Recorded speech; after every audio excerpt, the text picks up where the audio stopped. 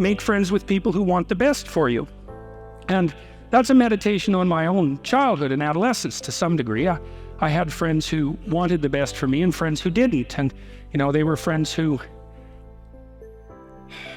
some of them were aiming up and some of them were aiming down. And if you have a friend that's aiming down and you do something that's aiming up, then they're generally not that happy about it.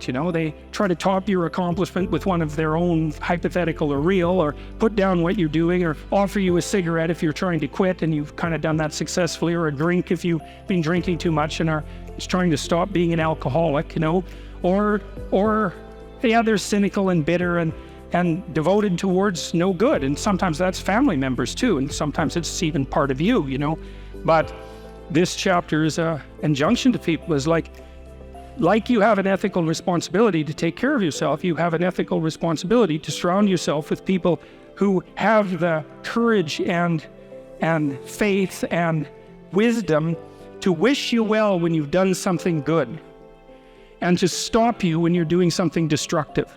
And if your friends aren't like that, then they're not your friends. And maintaining your friendships with them might not even be in their interest. And so it's a tricky argument to make, because I'm not saying, whenever anyone's in trouble, you should, push them into a ditch and then give them a couple of kicks. That's not the idea.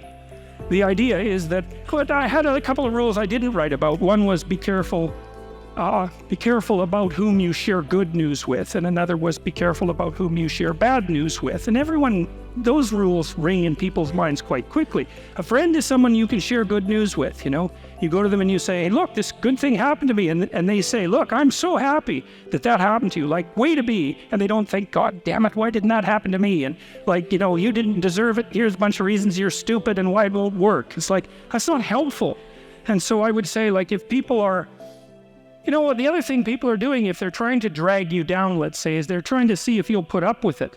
Because they have this idea that maybe life isn't worth living and things aren't good. And that if they can besmirch, let's say, to use an archaic term, something that's pristine and good, then they demonstrate to themselves that there is no true ideal and that there's no necessary reason to be responsible and to strive forward. And so they use you as a test case.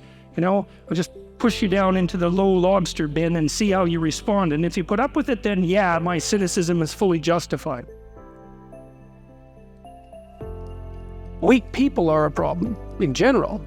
And I don't mean physically weak, I mean cowardly, let's say, and deceitful, because I'm thinking it more in terms of moral weakness. Well, there's a variety of reasons.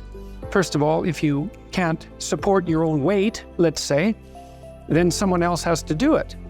And that's not good.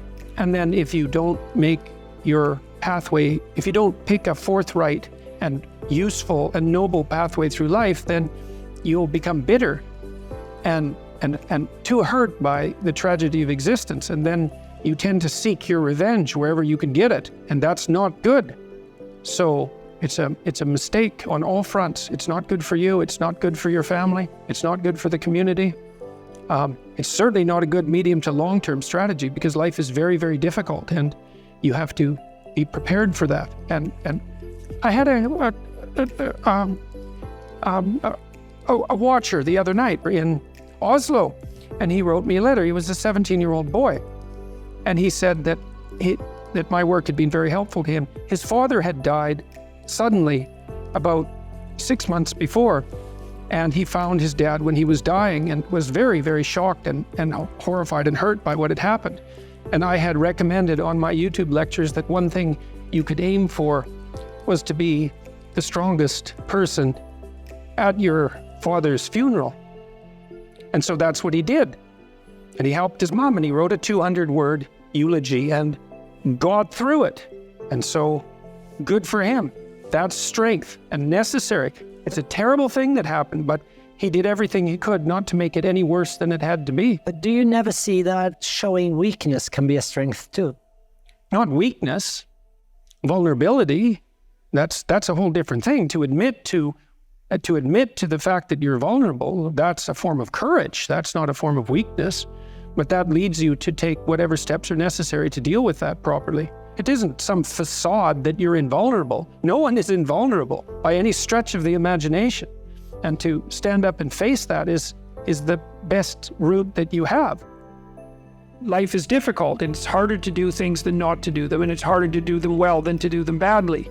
And it's easy to sit around and be hopeless. I don't mean it's emotionally easy, because it's not, but it's procedural easy to be useless and to fall back into your old habits and to not discipline yourself. And it's a matter of continual practice, slow continual practice. And I think a good example of that is something like weightlifting. If you start a weightlifting program, which I would recommend, by the way, because it's tremendously advantageous physically and cognitively, you're not going to really see results for a number of weeks, and then the results are rather slow, but you can get pretty decent results over a 6-month period and absolutely stellar results over a couple of years. And so you have to make sure your time frame is right and not to be too hard on yourself. And I did mention the future authoring program earlier, and one of the things I would recommend too is, if you're having a hard time implementing your decisions, say your ethical decisions, that you spend a bit more time thinking them through and writing them down. And the future authoring program is really helpful for that. That's why we designed it. And so get your goals straight and continue to practice every day. And if you're not succeeding, then make your goals slightly smaller. You want to make your goals large enough so that they challenge you, but small enough so that you have a reasonable probability of succeeding at them on a day-to-day basis. And then you have to also understand that if you fail on a given day, like let's say you're trying to quit smoking and you quit for 2 weeks, and then you have a cigarette and you think, oh my God, now I've screwed it up. I'm not quitting anymore. You smoke a whole pack of cigarettes. It's like, well, there's a couple of mistakes there. And one is, well, just because you had a cigarette doesn't mean you failed.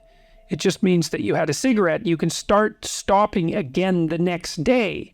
And the fact that you had one cigarette in the last 2 weeks is a hell of a lot better than the 2 weeks that you had before that. And so you've got to be realistically humble.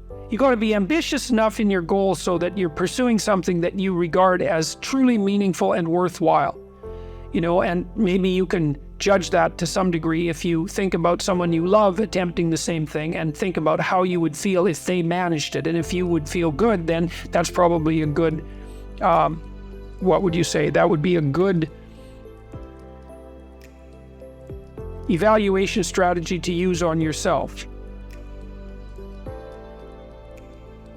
I talk to people about taking care of themselves like they're someone who they have responsibility for, and that's not a political issue too. It's an injunction to assuming that you have a certain intrinsic value, and that it's necessary for that value to manifest itself, for you to push yourself against the world, to challenge yourself, because otherwise what you're capable of won't manifest itself. It has to be developed. It has to be called forth by necessity, right? You have to pick a hard problem and try to solve it and push yourself against it and you have to try to do that truthfully and responsibly in order for what it is that you're intrinsically capable of and composed of to come to the forefront.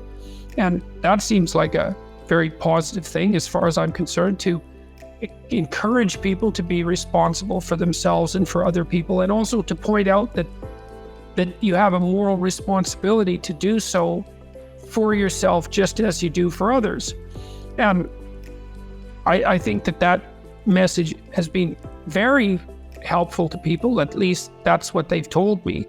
And it's predicated, the rule is predicated on the old Judeo-Christian idea, the oldest idea in some sense, that that there's a relationship between logos, which is truthful speech and communication, and bringing things into being from chaotic potential. That's the idea that's put forward in Genesis. And also the idea that men and women alike are made in the image of God, which suggests that, like God, we have the capability of affecting potential, affecting the possible future, and turning it into the actual present, and that we do that, at least in part, as a consequence of our ethical choices.